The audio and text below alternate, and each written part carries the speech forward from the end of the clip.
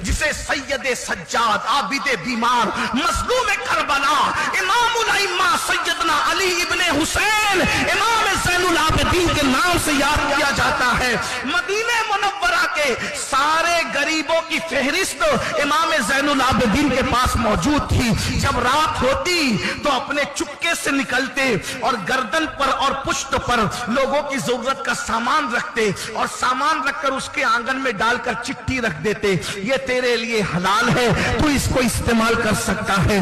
مدینے کے غریب جب اپنا دروازہ کھولتے تو ضرورت کا سامان اپنے دروازے پر پاتے، چٹھی پڑھ کے سوچتے کون پراسرار خادم سخی بادشاہ ہے جو ہماری ضرورت کی چیزیں رکھ کے جاتا ہے اور ہمیں خبر بھی نہیں ہوتی ہے، کسی کو پتہ نہیں چلا۔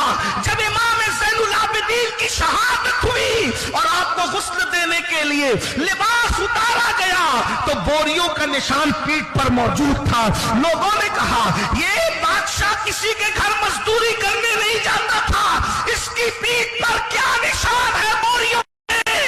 امام محمد باقر نے کہا مدینے کے غریبوں اپنے پراسرار خادم کو ڈھونڈتے تھے کہ کون سامان تمہارے آنگن میں رکھ کے جاتا ہے، وہ کوئی اور نہیں تھا، یہ حسین ابن علی کا بیٹا علی ابن حسین زین العابدین۔